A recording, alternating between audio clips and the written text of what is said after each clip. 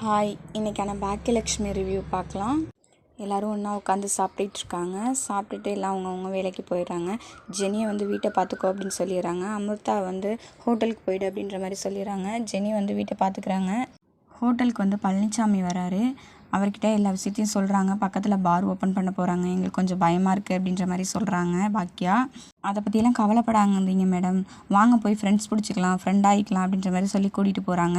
அவர்கிட்ட போய் பேச போகிறாங்க. அப்போ அந்த ஹோட்டல் ஓனர் சொல்கிறாரு, நாங்கள் ஒரு இடத்துல சாப்பாட்டுக்கு சொல்லியிருந்தோம், நாளைக்கு வர்றதுக்கு லேட் ஆகும் அப்படின்னு சொல்கிறாங்க. இப்போ என்ன பண்ணுறதுன்னு எங்களுக்கு தெரில அப்படின்னு சொல்கிறாங்க. அதுக்கு பழனிசாமி சார் சொல்கிறாரு, நம்ம பாக்கியா மேடம் நல்லா சமைப்பாங்க, இவங்ககிட்டே ஆர்டரை கொடுங்க அப்படின்ற மாதிரி சொல்கிறாரு.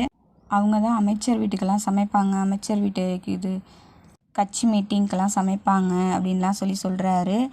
பொருட்காட்சி கூட போட்டிருந்தாங்க, அதுக்கப்புறம் தான் அந்த கடையை பிடிச்சாங்க அப்படின்ற மாதிரிலாம் எல்லா விஷயத்தையும் சொல்கிறாரு. அப்படியா மேடம் அப்படின்னு சொல்லிட்டு கேட்டுட்டு, சரி நான் உங்கள்கிட்டே ஆர்டர் கொடுக்குறேன் அப்படின்ற மாதிரி சொல்கிறாரு.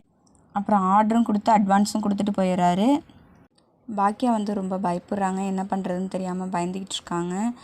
அதெல்லாம் ஒன்றும் பயப்படாதீங்க மேடம், பார்த்துக்கலாம், நான் நாளைக்கு வர்றேன், நான் எப்போவும் உங்கள் கூட தான் இருப்பேன் அப்படின்ற மாதிரிலாம் சொல்கிறாரு.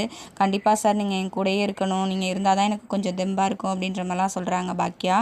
ஒரு பிஸ்னஸ் பண்ணும்போது நம்ம பயப்படக்கூடாது மேடம், எதை பார்த்தும் பயப்படவே கூடாது அப்படின்னு சொல்கிறாரு.